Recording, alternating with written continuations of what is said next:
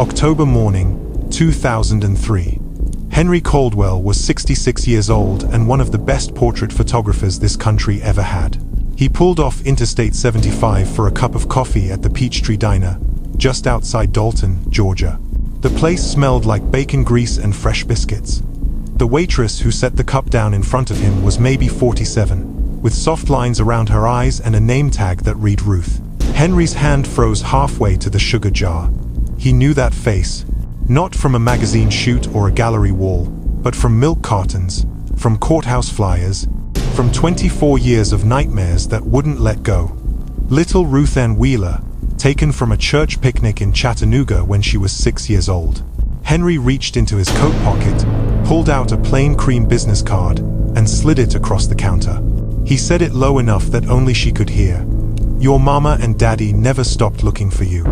Ruth's hand shook so hard the coffee sloshed onto the saucer. That single card was about to hand her back a life she never knew she'd lost. Before we dive deeper, let us know in the comments where you're watching from. We'd love to hear from you. And if you're new here, click on the subscribe button so you never miss any of our upcoming videos. Ruth had poured coffee in that diner for 19 years. She lived in a single wide trailer 3 miles down the road, drove a dented Honda Civic with a crack in the windshield, and could tell you every regular's order before they even crossed the threshold. Folks liked her because she listened without judging and kept butterscotch candies in a jar by the register for the long-haul truckers. Nobody knew she had no baby pictures, no family Bible with dates written in careful cursive, no idea what her real birthday was. When people asked about her childhood, she said her parents died in a house fire and an aunt raised her until she passed away too. It was a story she had told so many times she almost believed it herself. The words came out smooth and easy, like something memorized for a school play. But when Henry whispered those words across the counter, something inside her cracked open like thin ice on a pond in March.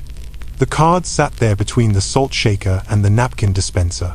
She stared at it for what felt like an hour but was probably only 30 seconds. Why did the smell of burnt toast suddenly make her want to cry? Why did certain hymns on the radio make her pull over to the shoulder until her hands stopped shaking? Why did the face on that faded poster, the one Henry would show her 2 days later, feel like looking in a mirror she'd never seen before? Ruth picked up the card with both hands and slipped it into her apron pocket. She finished her shift on autopilot.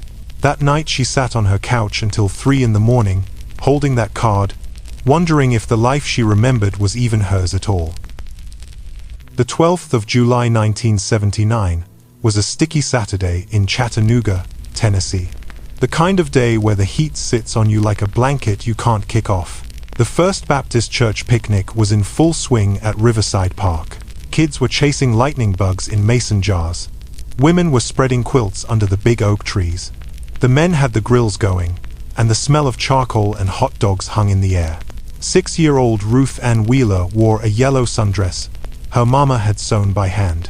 She was licking a cherry popsicle, the kind that turned your tongue bright red, when a woman she didn't know took her hand and said, "Come see the new puppies by the creek." The woman had a nice smile.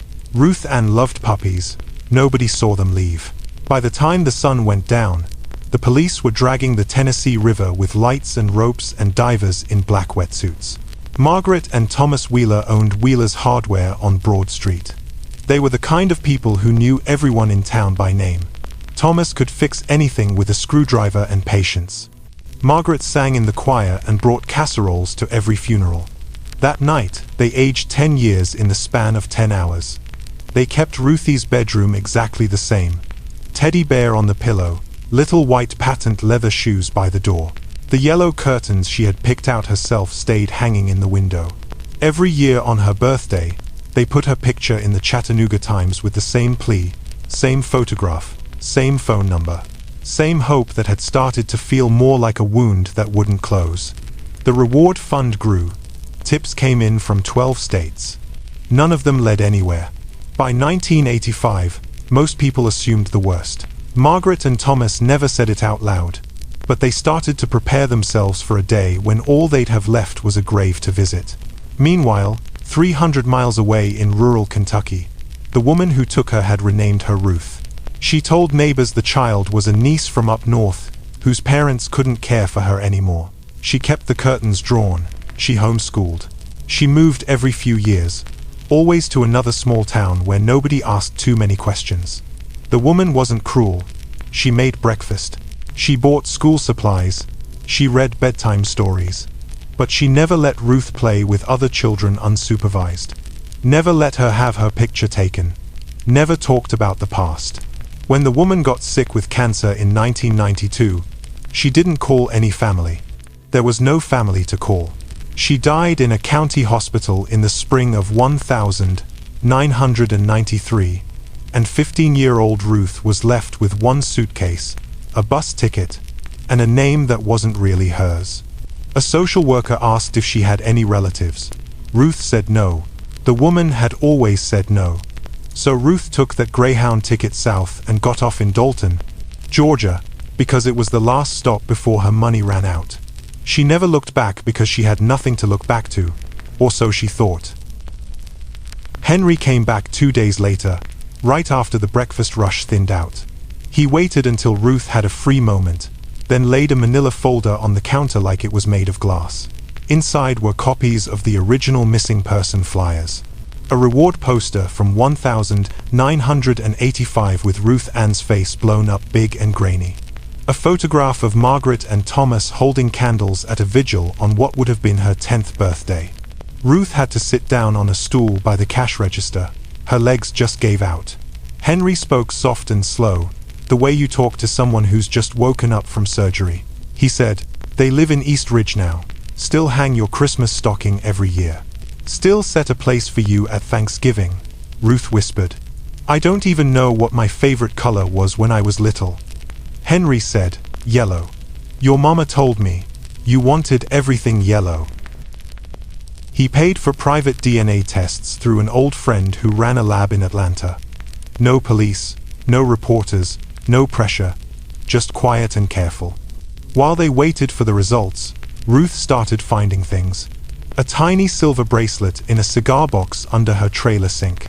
She had no memory of putting it there, no memory of ever owning it. Yet somehow she knew exactly how the clasp worked. She knew it fastened on the left because the right side had always pinched. How did she know that? She turned it over in her hands under the kitchen light and felt something loosen in her chest. Dreams started coming. Not full scenes, just flashes. Cut grass. A woman's laugh that sounded like wind chimes. The smell of a charcoal grill on a summer evening. She woke up crying and couldn't explain why. She'd lived 47 years without crying over things she couldn't remember, and now she couldn't stop. One night, after closing, she told Miss Loretta. Loretta was the cook who'd been working at the Peachtree longer than anyone. She was 63, wore her hair in 2 long braids, and had been more of a mother to Ruth than anyone else in her adult life. Ruth sat on a milk crate in the back by the dish station and told her everything. About Henry. About the folder. About the bracelet and the dreams and the terrible, wonderful possibility that she might not be nobody after all. Loretta wiped her hands on her apron, the flour dusting off in little clouds, and sat down beside her. She didn't say much. She just put her arm around Ruth's shoulders and said, "Child, sometimes the Lord sends a stranger with a camera instead of wings." Ruth leaned into her and cried until her ribs hurt. Loretta didn't try to fix it. She just stayed. The waiting was the hardest part. Ruth kept working her shifts, kept smiling at customers, kept refilling coffee like nothing had changed. But everything had changed. She started noticing things. The way she cut sandwiches diagonal without thinking. The way she hummed when she was nervous. The way she flinched when someone came up behind her too fast. Were those her habits, or were they someone else's? She looked at herself in the bathroom mirror one night and didn't recognize the woman looking back. Not because she looked different, but because she didn't know who she was supposed to be. Was she Ruth the waitress, or was she Ruth Ann Wheeler, the little girl in the yellow sundress who never came home? Could she be both? Did she even want to be? Drop a comment and let us know. Have you ever felt like a piece of your story was missing? We read every single one. Henry called her on a Thursday. He said the lab wanted to run the test again. Something about markers that didn't line up the first time. Ruth's stomach dropped. She thought that meant it wasn't her, that she'd been wrong to hope, that she'd have to go back to being nobody's daughter, and this time it would hurt worse because she'd had a taste of what it could feel like to belong. Henry said, "Don't jump to conclusions. They just want to be sure." But Ruth couldn't help it. She felt the door closing before it had ever really opened. She went home that night and sat on her couch with the folder in her lap. She thought about throwing the whole thing in the burn barrel out back. Just lighting a match and letting it all go up in smoke.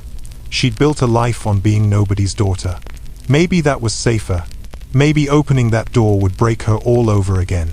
She cried until her cat, an orange tabby named Biscuit, came out from hiding under the couch and curled up in her lap. She fell asleep sitting up, still holding the folder. 6 days later, the phone rang at 9:15 the morning. Ruth almost didn't answer. She was getting ready for her shift, but something made her pick it up. The voice on the other end was calm and professional. "Miss Ruth? This is Dr. Cho from the lab. I wanted to call you personally. The second test came back. It's a 99.999% match. You're Ruth Ann Wheeler. It's you." Ruth didn't say anything. She just slid down the kitchen wall and sat on the linoleum floor with the phone still pressed to her ear. Dr. Cho asked if she was okay. Ruth said yes, but she wasn't sure if any sound came out. She sat there until the sun came up higher and the light through the window turned from blue to gold. She called in sick to work for the first time in 11 years. She didn't know what to do with the feeling in her chest. It was too big. It was relief and grief and terror all mixed together. She was found. After 24 years, she was found. And now she had to figure out what that meant. If this story is hitting you right in the heart, go ahead and hit that like button. It helps us share more stories like Ruth's. The letters started small. 1 page, then 2, then 10. Margaret's handwriting was careful and slanted to the right, the kind you learned in school with a fountain pen. She wrote about the hardware store, about Thomas's garden, about the church choir and the neighbors, and the way the dogwood trees bloomed every April. She wrote about Ruth Ann's room, still waiting. She wrote about the yellow sundress, pressed in tissue paper and kept in a cedar chest. She didn't ask Ruth to come home. She didn't ask for explanations. She just wrote like she was talking to her daughter across the kitchen table, filling in 24 years one story at a time. Ruth wrote back. At first, she didn't know what to say. What do you tell a mother you don't remember? But Margaret made it easy. She asked about the diner, about Biscuit the cat, about what Ruth liked to read. Simple things, safe things, the kind of things mothers and daughters talk about when they're just getting to know each other again. Phone calls came next. The first one lasted 4 minutes. Long silences, both of them crying. Margaret said, "I don't want to push you, baby. You take all the time you need." Ruth said, "I'm scared." Margaret said, "Me too." The second call lasted an hour. They talked about the weather, about recipes, about nothing and everything. By the 5th call, they were laughing through tears. Margaret told Ruth about the time she got into the pantry as a toddler and ate half a jar of maraschino cherries and turned her tongue bright red. Ruth said, "I still love those." Margaret said, "I know, baby. I know." Thomas got on the phone once. He didn't say much, just, "We're real glad you're okay, Ruthie. Real glad." His voice cracked, and he handed the phone back to Margaret. Ruth hung up and sobbed into a dish towel for 20 minutes. Finally, on a quiet Saturday in April, Ruth Ann Wheeler drove her old Civic across the state line into Tennessee. She had the address written on a piece of paper on the passenger seat. She'd rewritten it 3 times because her hands were shaking so bad. The house was brick, 1 story, with a front porch and a swing and flower boxes under the windows. Margaret and Thomas were waiting outside. They didn't rush her, they just stood there, holding hands, while Ruth sat in her car trying to remember how to breathe. When she finally got out, Margaret met her halfway down the driveway. She didn't ask a single question. She didn't need to see a DNA test or hear the whole story. She just opened her arms and said, "Hey, baby girl, You still like peanut butter toast with the banana sliced real thin? Ruth fell apart right there on the welcome mat. Margaret held her and didn't let go. Thomas stood behind them with his hand on Ruth's shoulder, and all three of them cried like something broken had finally been set right. What would you do if you found out your whole life wasn't what you thought? Let us know in the comments. We'd love to hear your thoughts. They sat in the living room until midnight, filling in 24 blank years. Margaret brought out photo albums, pictures of Ruth Ann as a baby, her first birthday cake, her first day of kindergarten. Ruth stared at a little girl she didn't recognize and tried to remember being her. Thomas showed her the bedroom. It was small and clean and still had the yellow curtains. The teddy bear sat on the pillow like it had been waiting patiently all this time. Ruth picked it up and it smelled like lavender sachets. She didn't remember it, but something in her chest loosened anyway. Margaret brought out the yellow sundress, still pressed in tissue paper, still bright as sunshine. She said, "I couldn't let it go." Ruth held it up to her chest. It was so small. She couldn't believe she'd ever been that small. She couldn't believe that little girl had been her. Ruth's son Caleb came the next weekend. He was 26, married, with a 4-year-old daughter named Emma. Ruth had raised him on her own after his father left when he was 2. He was a good man, steady and kind, and he loved his mama something fierce. When he walked into that brick house and saw Ruth sitting between Margaret and Thomas on the couch, he stopped in the doorway. Ruth stood up and said, "Caleb, these are my parents. Your grandparents." Caleb looked at his mama, at the way she was smiling, at the way her whole face looked lighter than he'd ever seen it.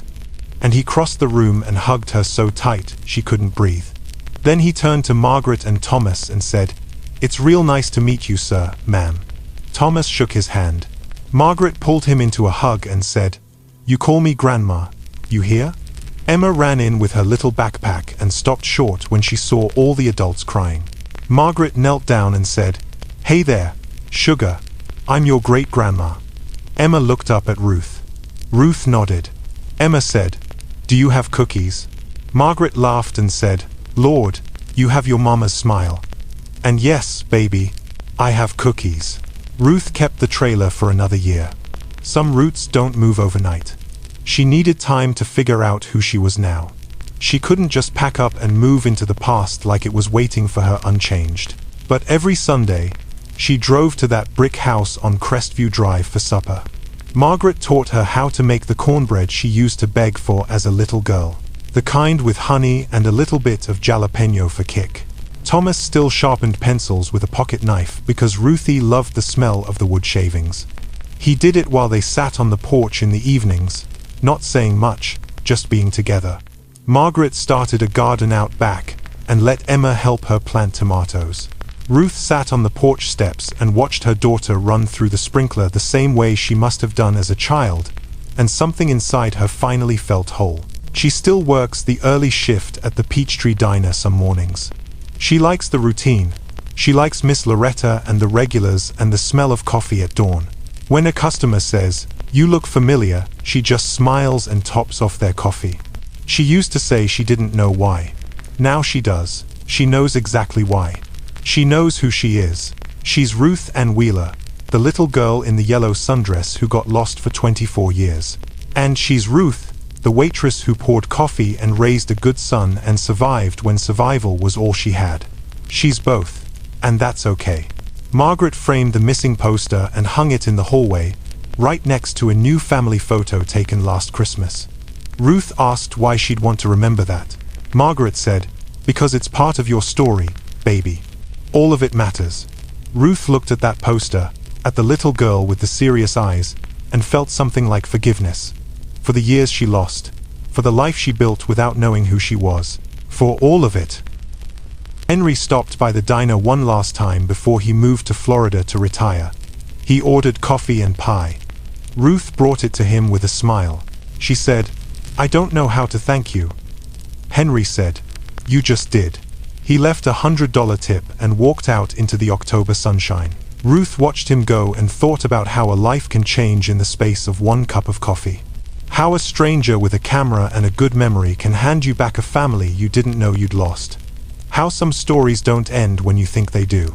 They just keep going, quieter and truer, until the missing pieces finally find their way home. What about you? Is there still an empty place at your table? Maybe it's a person. Maybe it's a version of yourself you're still looking for. Either way, you're not alone. Drop a heart in the comments if this story touched you, and tell us where you're watching from tonight. If you believe second chances still matter, go ahead and hit that subscribe button and the bell so you don't miss what's coming next. We'll see you in the next one. Take care of yourself.